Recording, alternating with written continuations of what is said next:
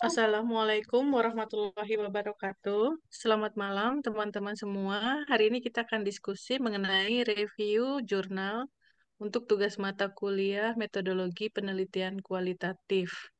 Ini ada salah ketik sedikit, nanti kita perbaiki. Judul proposal yang kita lakukan, proposal yang kita ajukan adalah gaya parenting dalam menghadapi self-esteem anak.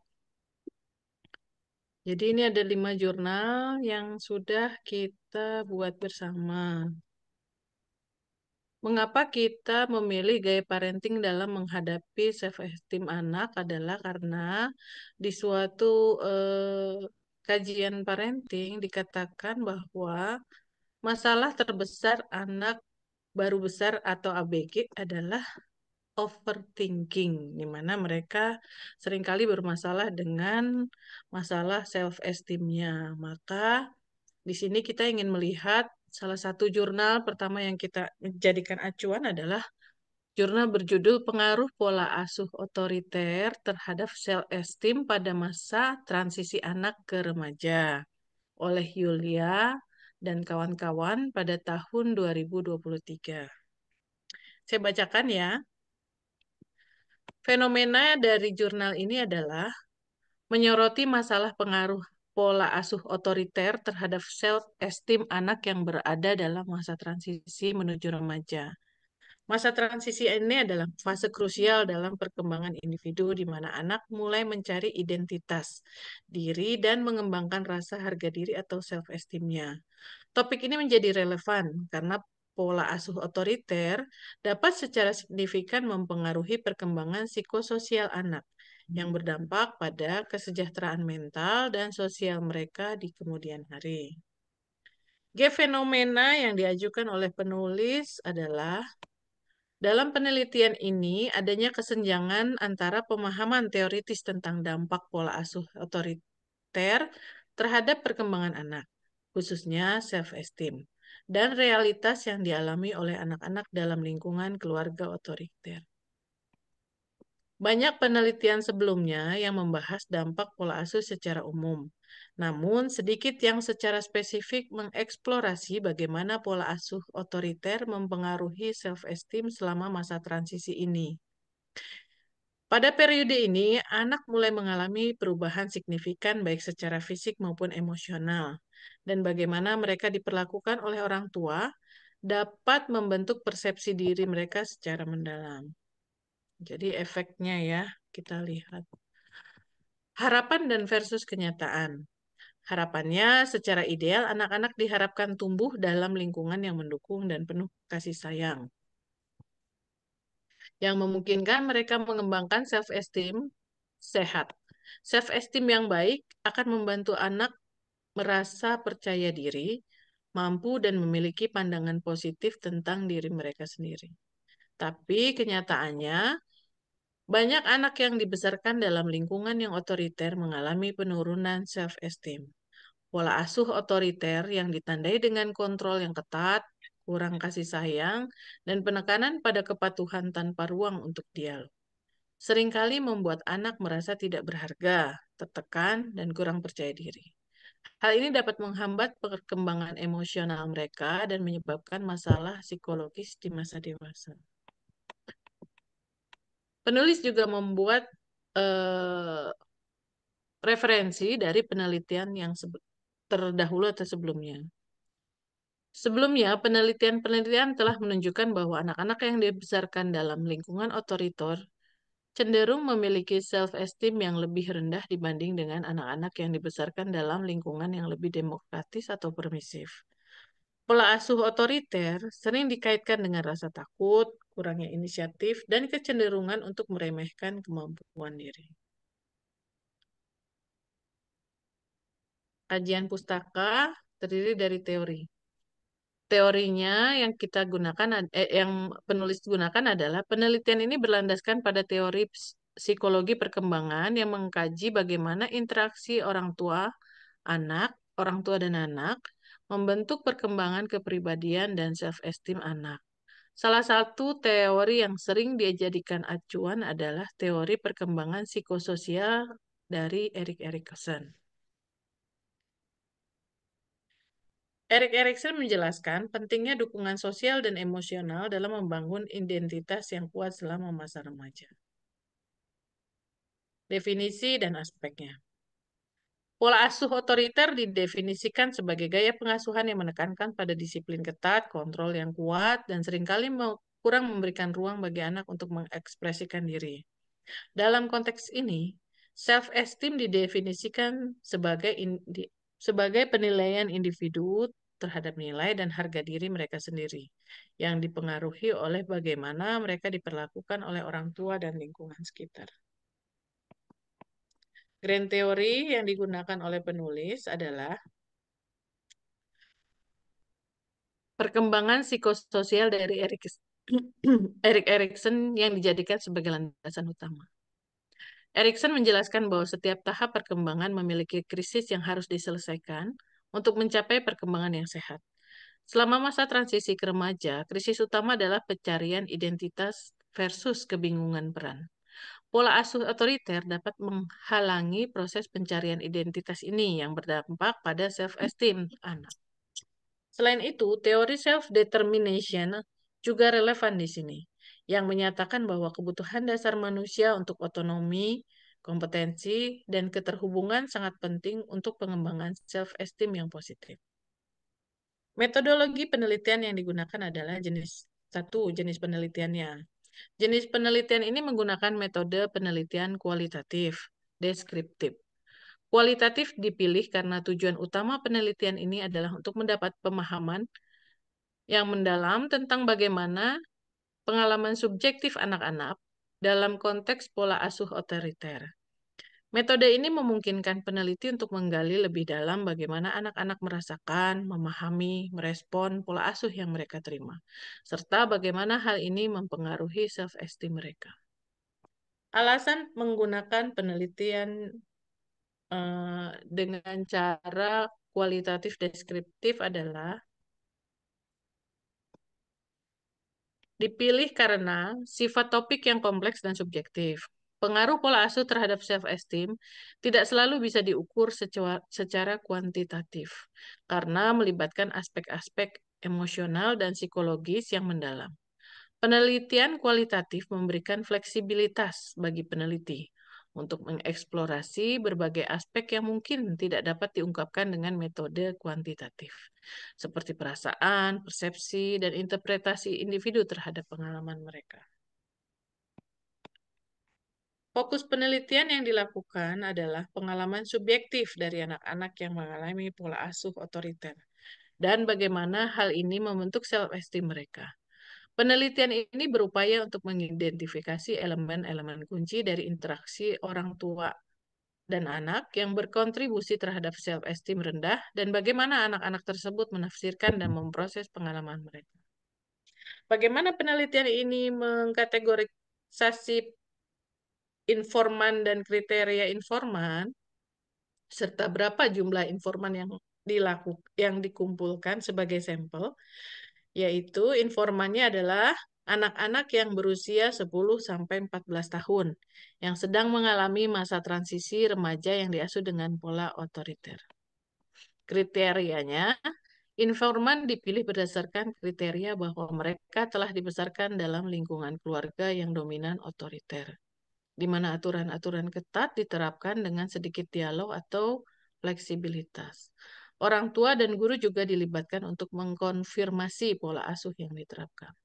Jumlah informan dalam penelitian ini biasanya bergantung pada prinsip saturation data, yaitu data yang dikumpulkan tidak lagi memberikan informasi baru atau sudah padat gitu ya.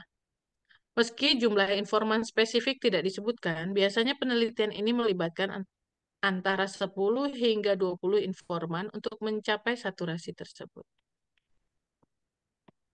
Metode pengumpulan data atau pertanyaan wawancara jika ada. Metode pengumpulan data, data dikumpulkan melalui wawancara mendalam dengan anak-anak dan orang tua, serta melalui observasi langsung terhadap interaksi orang tua dan anak. Wawancara mendalam memungkinkan peneliti untuk mengeksplorasi pandangan, perasaan, dan pengalaman informan dengan lebih detail. Pertanyaannya, bagaimana pertanyaan-pertanyaan wawancara dibuat? Hal itu dibuat untuk mencakup bagaimana orang tua biasanya mendisiplinkan anak. Jadi jadi polanya itu seperti kuesioner gitu ya, dengan daftar pertanyaan di antaranya bagaimana orang tua Anda biasanya mendisiplinkan Anda. Apakah Anda merasa bebas untuk mengekspresikan pendapat Anda di rumah? Bagaimana Anda menggambarkan hubungan Anda dengan orang tua? Lalu, bagaimana Anda merasa tentang diri Anda sendiri saat orang tua Anda memperlakukan Anda dengan cara tertentu? Dan apakah Anda merasa dihargai oleh orang tua Anda? Teknik keabsahan data menggunakan metode triangulasi, yaitu untuk memastikan keabsahan data, penelitian ini menggunakan teknik triangulasi sumber, yaitu menggabungkan data dari berbagai sumber seperti wawancara dengan anak-anak, orang tua, guru, serta observasi langsung. Triangulasi membantu mengurangi bias dan meningkatkan kredibilitas penelitian. Member checking. Teknik lainnya yang mungkin digunakan adalah member checking, di mana peneliti mengkonfirmasi temuan mereka dengan informan untuk memastikan bahwa interpretasi peneliti akurat dan sesuai dengan pengalaman informan. Jadi, recheck terhadap hasil wawancara.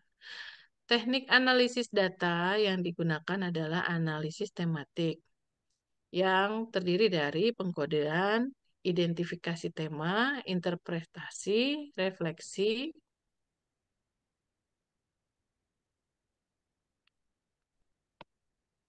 Oh, jadi ini cuma ada pengkodean, identifikasi tema, interpretasi, dan refleksi.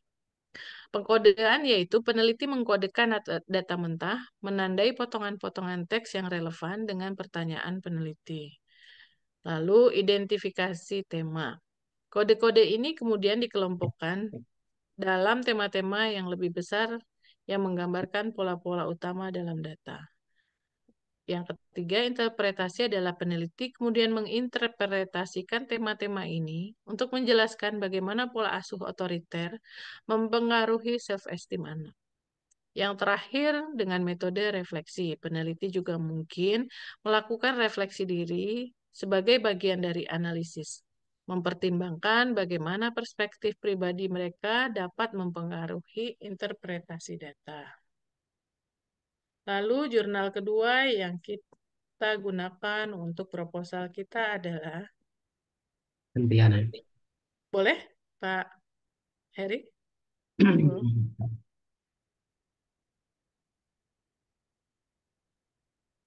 Hmm, naik lagi kan?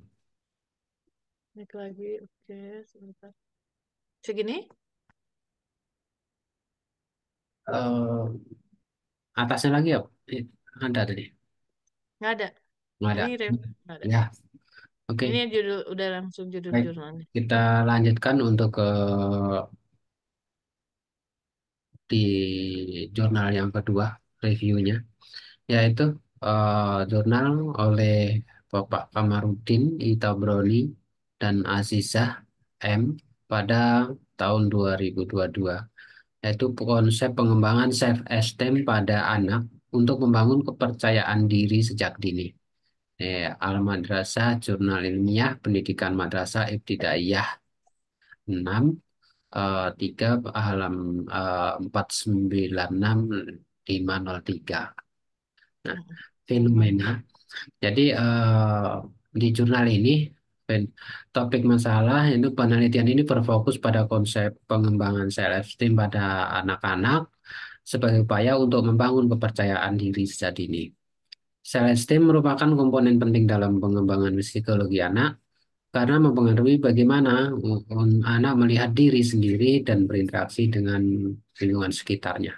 Dan dalam konteks ini, self-esteem tidak hanya dipandang sebagai sebuah karakteristik individu, tapi juga sebagai hasil dari interaksi yang kompleks antara faktor internal, yaitu seperti persepsi diri, dan juga faktor eksternal, yaitu dukungan sosial dan lingkungan keluarga misalnya. Nah, gap dan fenomena.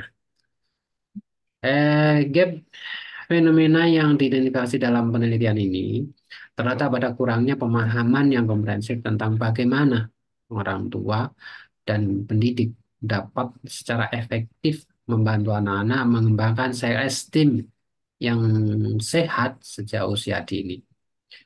Nah, banyak penelitian sebelumnya yang berfokus pada pengaruh LSM terhadap prestasi akademik ataupun kesehatan mental, tapi sedikit yang memiliki proses yang dan strategi spesifik yang dapat digunakan untuk membangun LSM pada anak-anak sejak dini. Nah, penelitian ini mencoba mengisi gap tersebut dengan mengeksplorasi pendekatan yang dapat diterapkan dalam lingkungan rumah dan sekolah. Dan harapan dan kenyataan. Nah, harapan di penelitian ini adalah untuk menemukan dan mempromosikan strategi praktis yang dapat digunakan oleh orang tua, guru, untuk mendukung pengembangan self-esteem anak. Namun kenyataannya, ya, bahwa anak-anak masih menunjukkan tanda-tanda self-esteem yang rendah, yang kontribusi pada berbagai masalah psikologi dan sosial di kemudian hari. Nah, penelitian ini mengungkapkan bahwa meskipun ada banyak teori yang tentang pengembangan self-esteem, namun implementasi praktek dari teori-teori ini seringkali masih kurang. Nah,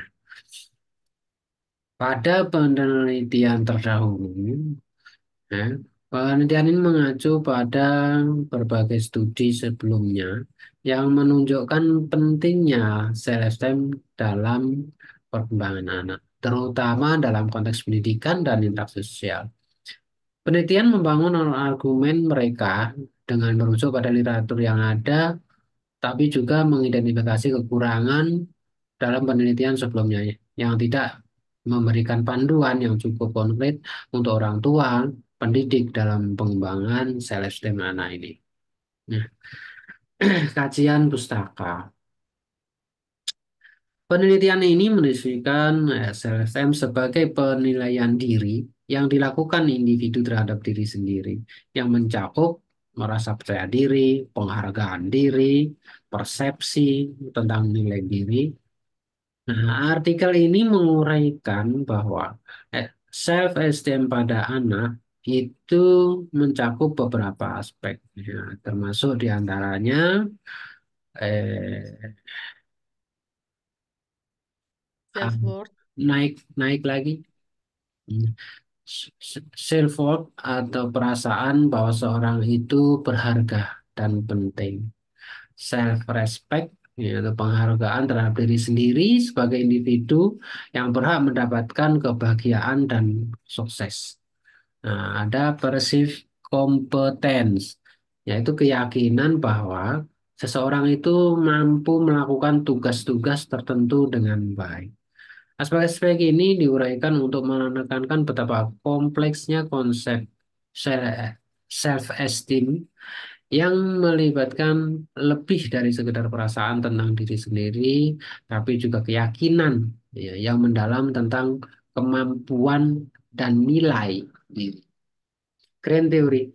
Nah, teori besar utama dapat menjelaskan permasalahan penelitian ini, yaitu penelitian ini menggunakan teori perkembangan psikososial Erik Erikson ya, sebagai grand teorinya. Nah, Erikson berpendapat bahwa perkembangan self-esteem sangat terkait dengan tahap-tahap perkembangan psikososial, yaitu di mana pada setiap tahap memberikan tantangan dan peluang untuk membangun self-esteem. Contohnya, pada tahap inisiatif eh, Versus versus rasa bersalah. Ya. Untuk anak prasekolah. Nah, anak-anak belajar untuk mengambil inisiatif dalam kegiatan dan jika mereka berhasil, mereka akan mengembangkan rasa percaya dirinya. Jadi percaya dirinya akan meningkat gitu. Namun jika mereka mengalami kegagalan atau terlalu sering dididik, mereka mungkin mengembangkan rasa bersalah atau self esteemnya rendah. Nah, dengan demikian, teori Erikson memberikan kerangka kerja yang kuat untuk memahami bagaimana self esteem ini berkembang dari satu tahap kehidupan ke tahap berikutnya. Nah, berikutnya dengan metode penelitian yang dipakai di jurnal ini. Penelitian ini menggunakan pendekatan kualitatif eh, yang bertujuan untuk memahami secara mendalam bagaimana self-esteem anak dikembangkan melalui interaksi dengan orang tua, guru, juga lingkungan sosialnya. Alasan kenapa menggunakan penelitian tersebut? Pendekatan kualitatif adalah karena penelitian ini berusaha mengungkap proses yang kompleks dan subjektif yang tidak dapat diukur atau dijelaskan secara memadai dengan metode kuantitatif. Kuantitas. Pendekatan ini juga memungkinkan peneliti eh, untuk menggali apa Eh, namanya sorry, bentar. ya, pengalaman, menggali ini.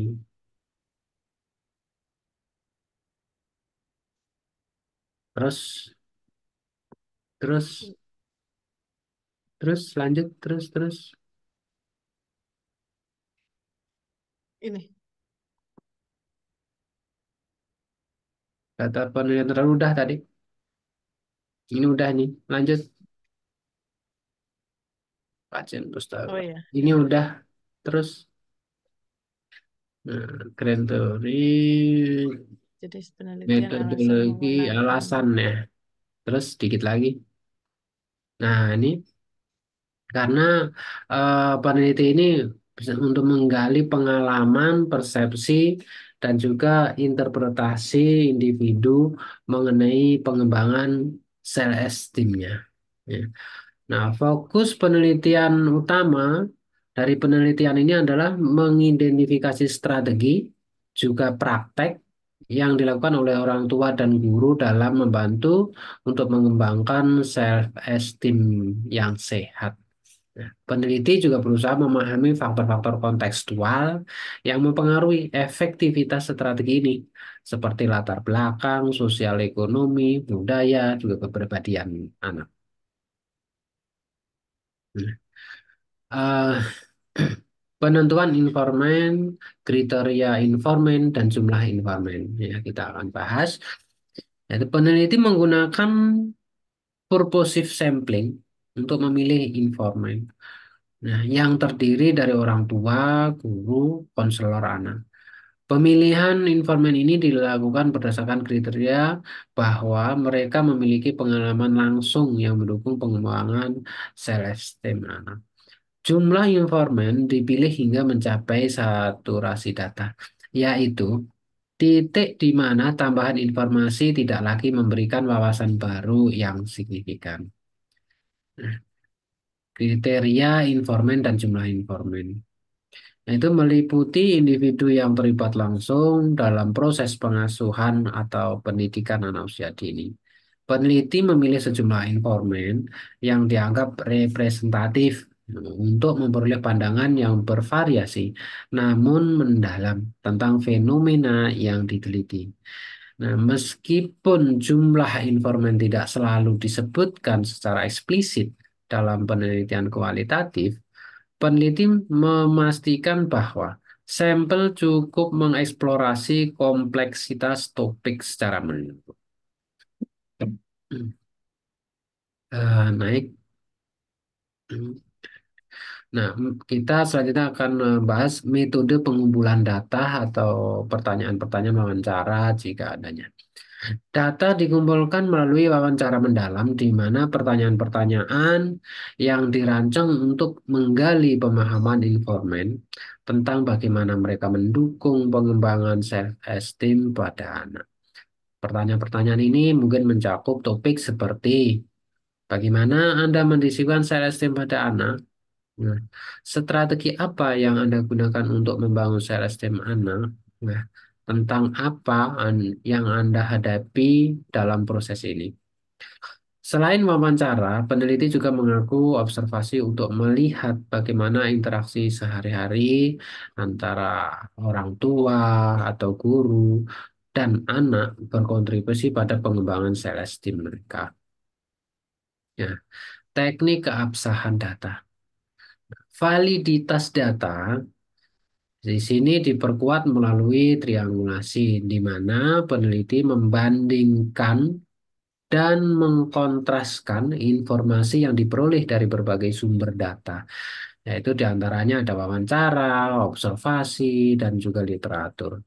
Teknik ini membantu memastikan bahwa temuan penelitian benar-benar mencerminkan realitas yang dihadapi oleh informan. Nah, kita selanjutnya membahas teknik analisis data pada jurnal ini. Nah, data dianalisis menggunakan analisis tematik yang melibatkan identifikasi, analisis, dan pelaporan pola atau tema dalam data. Nah, peneliti mencari tema-tema utama yang muncul dari wawancara dan observasi seperti dukungan emosional dari orang tua atau pentingnya pujian dan membangun self-esteem yang kemudian dianalisis lebih lanjut untuk memahami bagaimana tema-tema ini berkontribusi pada pengembangan self-esteem. Nah, dari review jurnal ini dapat disimpulkan, metodologi yang digunakan dalam penelitian ini menunjukkan pendekatan yang komprehensif dan tepat untuk mengeksplorasi konsep esteem pada anak dari perspektif kualitatif. Penggunaan teori Erikson memberikan fondasi teoritis yang kuat, sementara pendekatan kualitatif memungkinkan eksplorasi yang mendalam tentang bagaimana self-esteem dikembangkan dalam konteks sehari-hari. Metodologi ini memperhitungkan kompleksitas fenomena yang dipelajari, termasuk peran orang tua, guru, dan juga lingkungan sosialnya dalam membentuk self-esteem anak. Melalui pendekatan ini, peneliti juga menggali wawasan yang kaya tentang tantangan dan strategi dalam membangun self-esteem pada anak sejak dini. Berikutnya review jurnal ketiga. Bu Fanda mau? Boleh. Terima kasih Pak Heri, terima kasih Ami. Baik, Ibu dosen, saya akan melanjutkan di review jurnal kami yang ketiga. Identitas jurnalnya ini dibuat oleh Soleha SN dan Maranatha JR di tahun 2022. Perkembangan self-esteem anak usia dini berdasarkan pola pengasuhan demokratis. Awal dari jurnal On Early Childhood 39 sampai 354. Saya bacakan fenomenanya pada topik. Oke. Penelitian ini berfokus pada bagaimana pola pengasuhan demokratis mempengaruhi perkembangan self-esteem anak usia dini. Pada usia dini, anak mulai mengembangkan persepsi tentang dirinya yang akan berdampak panjang pada kepribadian dan perilakunya di masa depan. Pola pengasuhan demokratis yang mengedepankan dialog, penghargaan terhadap pendapat anak, dan dukungan emosional diyakini mampu membangun self-esteem yang kuat pada anak. Meski banyak penelitian telah mengeksplorasi pengaruh pola asuh terhadap perkembangan anak, ada sedikit fokus khusus pada pola pengasuhan demokratis dan dampaknya pada self-esteem anak usia dini. Nah, gap ini menunjukkan perlunya penelitian lebih lanjut lagi yang mentargetkan hubungan spesifik antara pola asuh demokratis dengan self-esteem, terutama di konteks budaya dan usia yang berbeda. Harapan versus kenyataan. Penelitian ini diharapkan dapat mengungkapkan bahwa pola pengasuhan demokratis secara signifikan meningkatkan self-esteem pada anak usia dini. Namun, pada kenyataannya di lapangan bisa menunjukkan adanya faktor lain yang mempengaruhi seperti latar belakang budaya, ekonomi, dan pendidikan orang tua yang mungkin juga berperan dalam perkembangan self-esteem anak. Banyak faktor. Data penelitian sebelumnya menunjukkan bahwa anak yang dibesarkan dalam lingkungan pengasuhan yang mendukung cenderung memiliki self-esteem yang lebih tinggi. Namun, ada sedikit penelitian yang secara spesifik menghubungkan pola pengasuhan demokratis dengan perkembangan self-esteem pada anak usia dini. Studi ini mencoba menjembatani kesenjangan ini dengan menyajikan bukti empiris dan analisis yang lebih mendalam. Oke, kajian pustakanya pada jurnal ini, self-esteem adalah evaluasi yang menyeluruh dan perasaan berharga atau tidaknya seseorang. Pada usia dini, self-esteem berkembang melalui interaksi dengan orang tua, khususnya melalui pola pengasuhan yang mereka terima. Itu teorinya.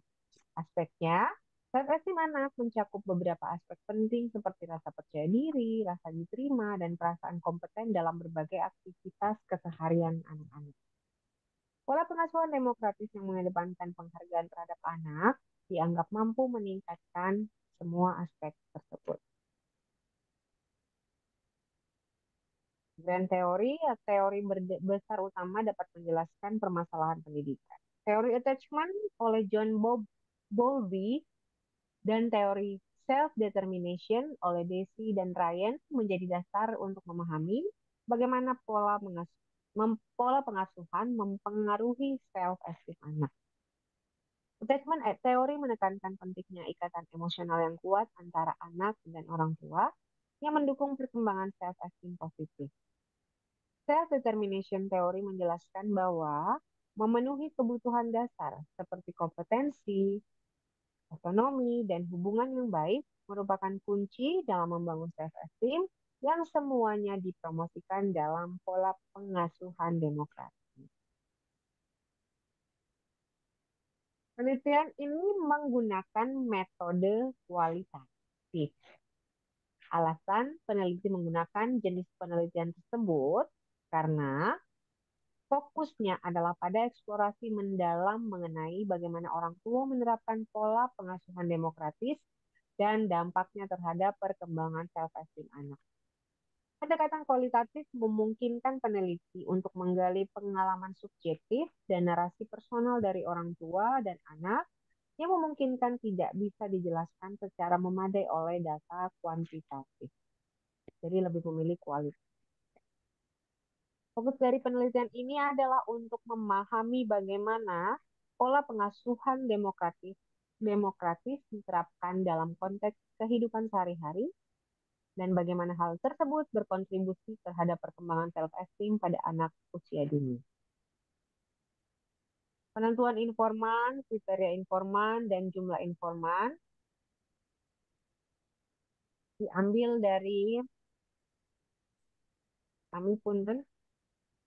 Iya. Informan dipilih secara purposif, yaitu berdasarkan kriteria tertentu yang relevan dengan tujuan penelitian. Dalam hal ini, informan adalah orang tua yang menerapkan pola pengasuhan demokratis pada anak-anak usia dini. Kriteria utama untuk pemilihan informan adalah orang tua yang memiliki anak 3-6 tahun dan yang dalam wawancara awal menunjukkan bahwa mereka benar-benar menerapkan pola pengasuhan demokratis. Ini melibatkan dialog terbuka dengan anak, pemberian otonomi, dan sesuai usianya. Juga dukungan emosional yang konsisten. Untuk jumlah informan dalam penelitian ini tidak perlu banyak-banyak, relatif kecil. Biasanya hanya sekitar 5-10 keluarga yang dipilih untuk memungkinkan analisis yang mendalam dan komprehensif terhadap pengalaman dan pandangan mereka mengenai pola pengasuhan dan perkembangan self-esteem anak. Wawancara mendalam yang digunakan saat metode pengumpulan data ini, metode utama yang digunakan adalah wawancara mendalam. Ini adalah teknik yang memungkinkan peneliti untuk mengeksplorasi secara rinci pengalaman dan pandangan orang tua mengenai penerapan pola pengasuhan demokratis dan dampaknya terhadap self-esteem anak usia dini. Turun lagi dulu, Ami. Oke. Untuk desain pertanyaannya, Pertanyaan wawancara dirancang untuk dapat pemahaman mendalam tentang bagaimana orang tua menerapkan pola pengasuhan demokratis, tantangan yang mereka hadapi, dan dampak yang mereka amati terhadap self-esteem anak-anak mereka. Contoh pertanyaannya, bagaimana Anda menerapkan pola pengasuhan demokratis dalam interaksi sehari-hari dengan anak Anda? Apa tantangan terbesar Anda dalam menghadapi saat menggunakan pendekatan ini? Lalu pertanyaan selanjutnya, bagaimana Anda menilai perubahan dalam self-esteem anak Anda sejak penerapan pola pengasuhan ini?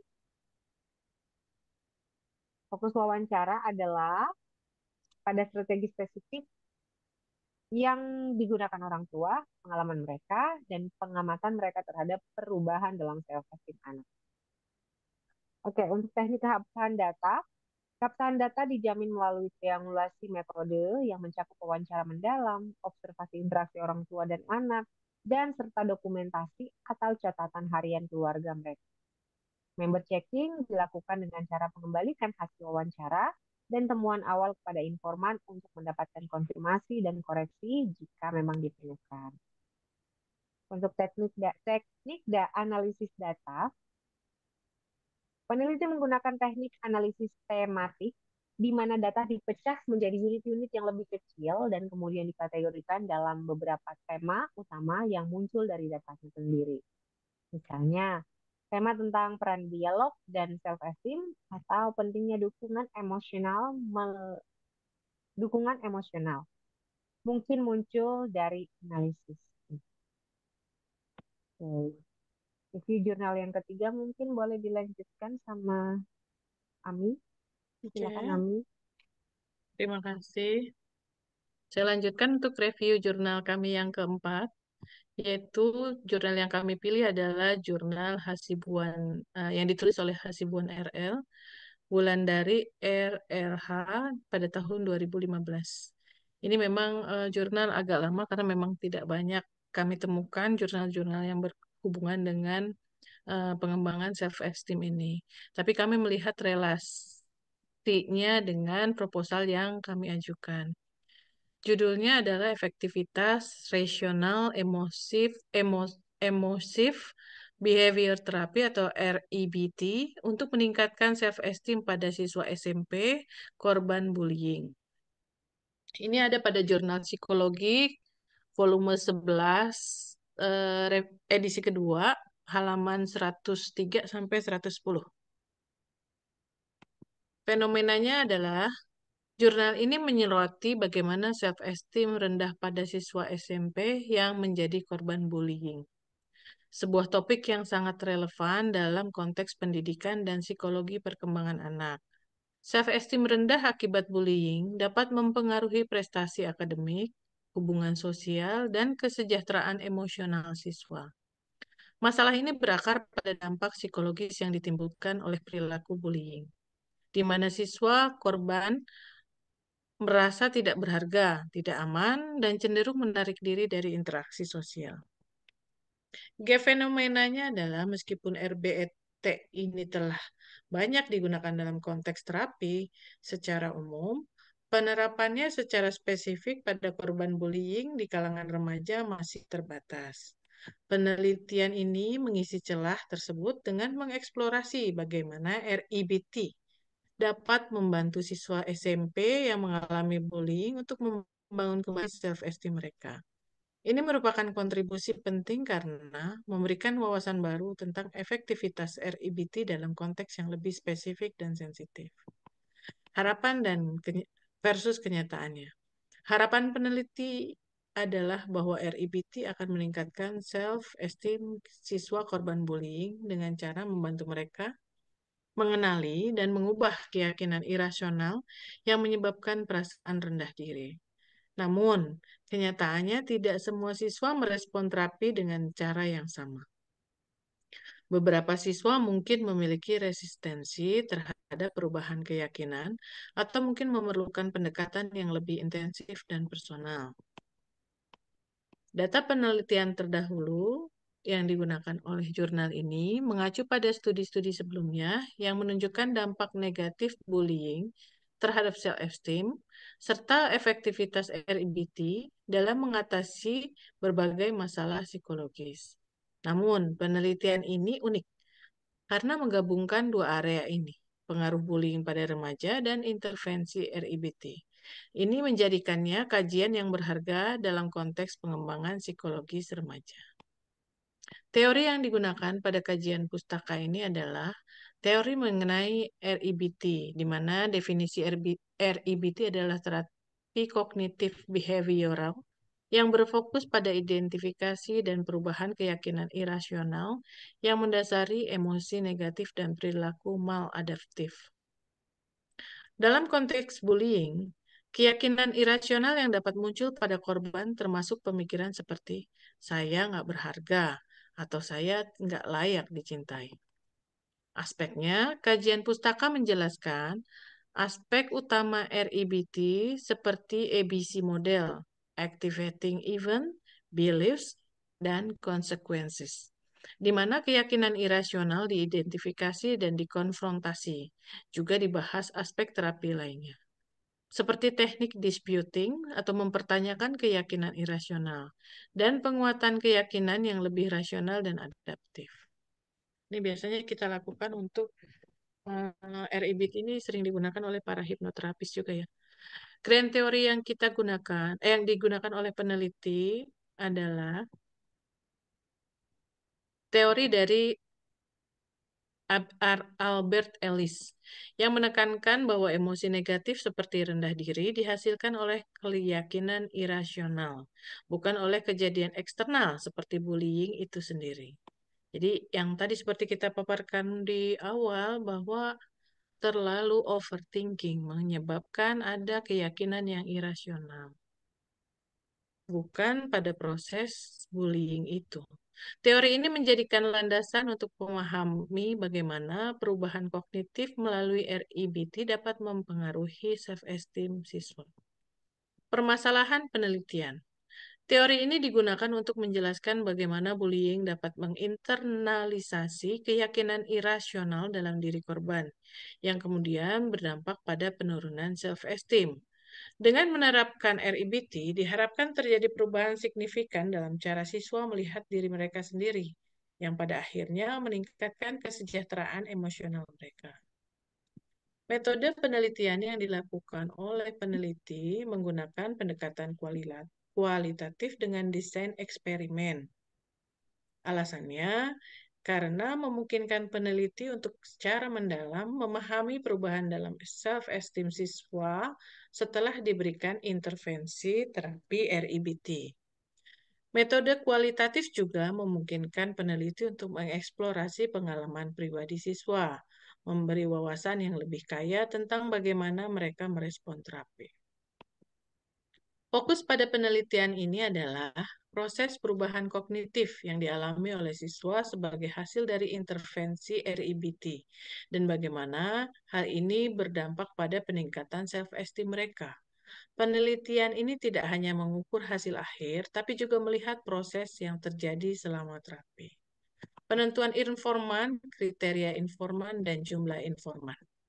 Informan yang dipilih berdasarkan kriteria tertentu seperti pernah mengalami bullying dan menunjukkan tanda-tanda self-esteem rendah. Kriteria ini memastikan bahwa partisipan memiliki karakteristik yang relevan dengan tujuan penelitian, yaitu mengeksplorasi efektivitas terapi REBT pada kelompok yang rentan ini. Jumlah informan biasanya kecil dalam penelitian kualitatif karena tujuannya adalah untuk mendapatkan pemahaman mendalam daripada generalisasi. Meskipun jurnal tidak selalu menyebutkan jumlah pasti, biasanya dalam studi kasus seperti ini, informan berkisar antara 5-10 orang untuk memungkinkan analisa yang lebih mendetail. Metode pengumpulan data atau pertanyaan wawancara yang mendalam digunakan untuk menggali lebih dalam pengalaman siswa dengan bullying dan dampaknya pada self-esteem mereka, serta bagaimana mereka merasakan perubahan setelah terapi. Pertanyaan-pertanyaan mungkin berfokus pada persepsi siswa tentang diri mereka. sebelum dan sesudah terapi, serta perubahan emosi dan perilaku yang mereka alami. Teknik keabsahan data dalam penelitian ini menggunakan validitas data yang dijaga melalui triangulasi yang melibatkan penggunaan berbagai sumber data, yaitu wawancara, observasi, dan catatan terapeutik. Untuk mengonfirmasi temuan, member checking juga dilakukan, di mana hasil wawancara dikonfirmasi kembali kepada partisipan untuk memastikan akurasinya. Teknik analisis data yang digunakan secara tematik, di mana data dari wawancara dan observasi dikelompokkan berdasarkan tema yang muncul, seperti perubahan keyakinan, perbaikan dalam self-esteem, dan respon terhadap terapi. Pendekatan ini memungkinkan peneliti untuk mengidentifikasi pola-pola yang menunjukkan efektivitas REBT dalam meningkatkan self-esteem. Untuk jurnal kelima, Pak Heri, bersedia? Baik, kita akan lanjutkan lagi teman-teman ke jurnal yang kelima, yaitu jurnal oleh Baharudin B. tahun 2022, yaitu peran orang tua dalam meningkatkan self-esteem anak. Anissa, jurnal 15, halaman 18 sampai 28. Kita mulai dari fenomena jurnal. Topik utama penelitian ini adalah peran orang tua dalam meningkatkan self-esteem anak. Penelitian ini penting karena self-esteem anak merupakan aspek psikologis kunci yang dapat mempengaruhi perkembangan sosial dan emosional mereka. Masalah yang dikaji adalah bagaimana praktek pengasuhan mempengaruhi self-esteem dan strategi yang efektif. Nah, gap dan fenomena. Penelitian ini menanggapi kekurangan dalam literatur sebelumnya yang seringkali tidak membedah dengan detail bagaimana praktek pengasuhan yang spesifik mempengaruhi self-esteem. Banyak penelitian terdahulu hanya memberikan gambaran umum atau menilai faktor-faktor pengasuhan secara luas tanpa identifikasi pengaruh yang spesifik dari teknik pengasuhan tersebut. Nah, harapan versus kenyataan, yaitu harapan dari penelitian ini adalah untuk memberikan wawasan yang lebih mendalam mengenai hubungan antara teknik pengasuhan dan pengembangan self-esteem. Kenyataannya, praktek pengasuhan dapat bervariasi secara signifikan dan tidak semua orang tua itu menerapkan teknik yang sama. Penelitian ini mencoba untuk menjembatani perbedaan ini dengan menyediakan data yang empiris mengenai pengasuhan yang efektif. Nah, pada data penelitian terdahulu seringkali mengkaji pengasuhan secara umum dan pengaruhnya terhadap pengaruhnya terhadap self-esteem, tetapi tidak mendalam bagaimana berbagai strategi spesifik dalam pengasuhan mempengaruhi self-esteem. Penelitian ini mengisi kekosongan tersebut dengan memberikan analisis yang mendalam mengenai teknik pengasuhan yang digunakan orang tua dan dampaknya. Nah, pada kajian Mustakab, teori self-esteem didefinisikan sebagai penilaian individu terhadap nilai diri mereka dan terbentuk melalui pengalaman sosial dan interaksi interpersonal.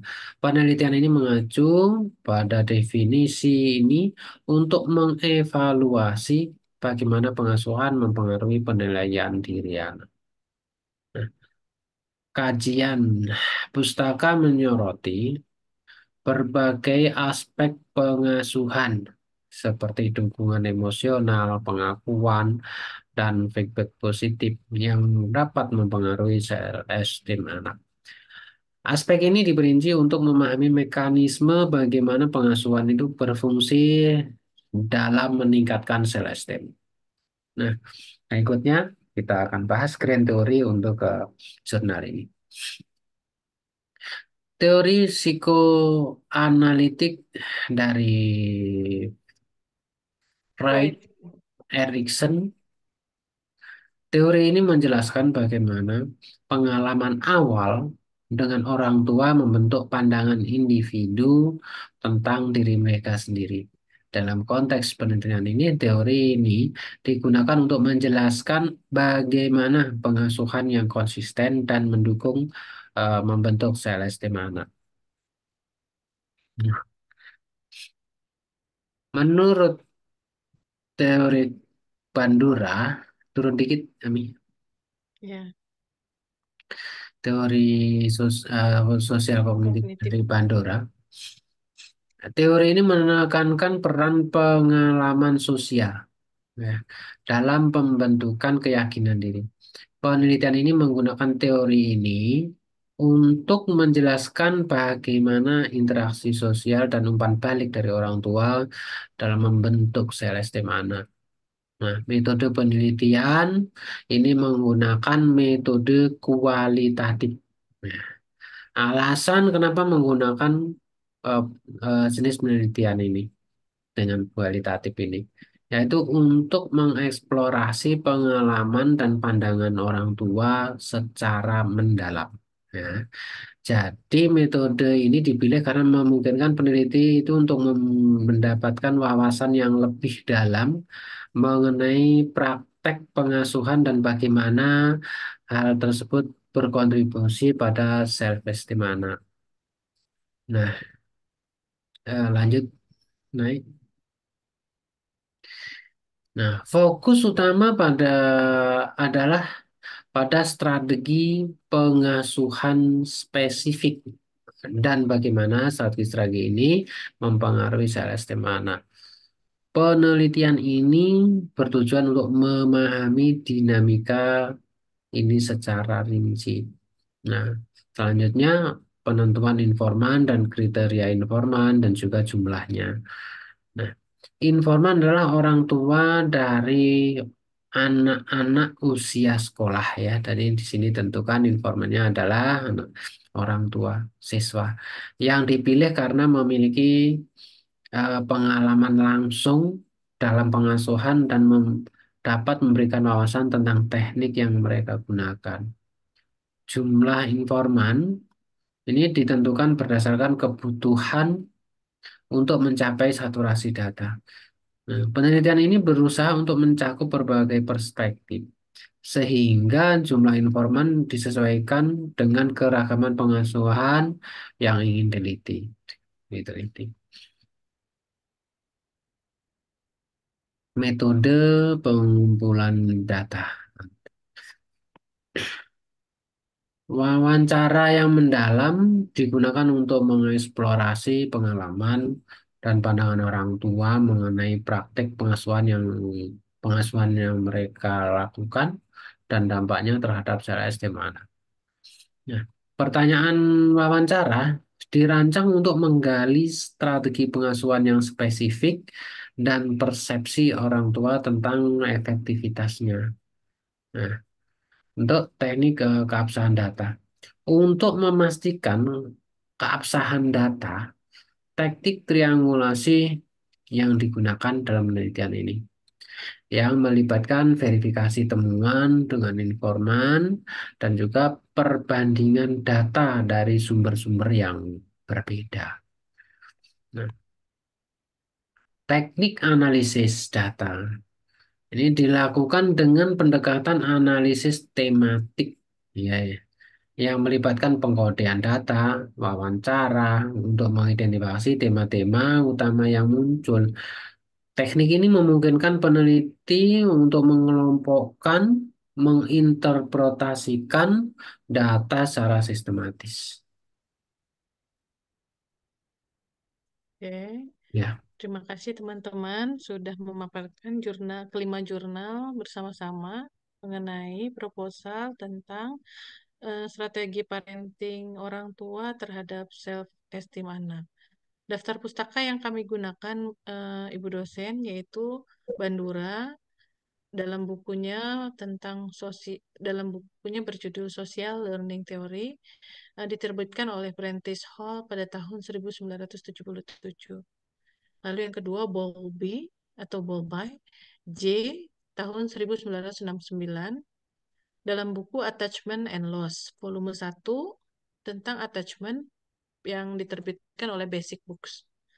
Lalu oleh buku dari Baumeister RF ED tahun 1999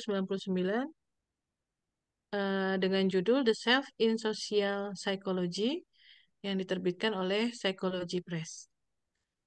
Berikutnya Coppersmith S tahun 1967 The Antecedents of Self-Esteem oleh W.H.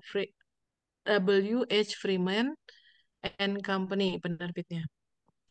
Kemudian buku oleh Creswell J. W. tahun 2013 dengan judul Qualitative Inquiry and Research Design Choosing Among Five Approach. Edisi ketiga yang diterbitkan oleh Sage Publication.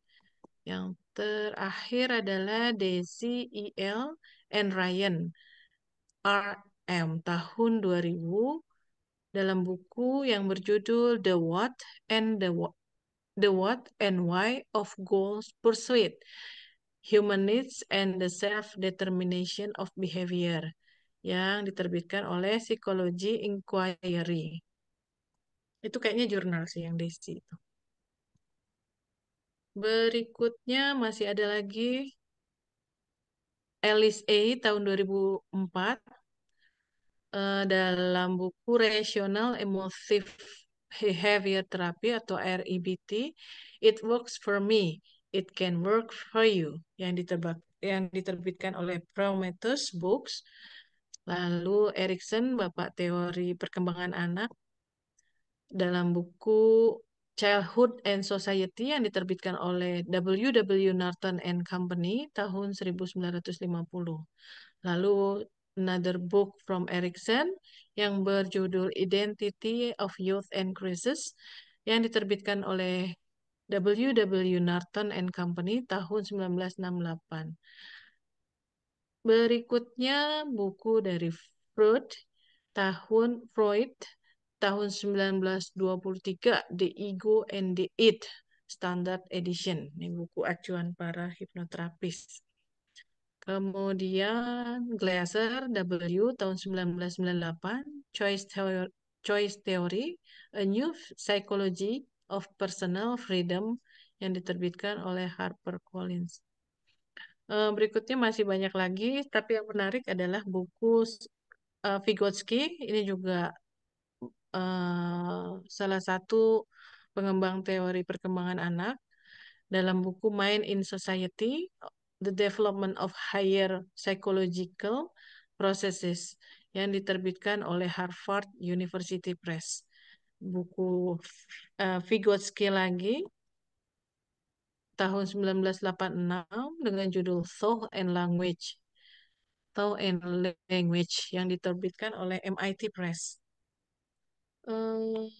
Berikutnya buku-buku yang jurnal yang sudah kami paparkan sebelumnya, yaitu 5 jurnal yang sebelumnya kami paparkan. Demikian presentasi kami dari kelompok 5.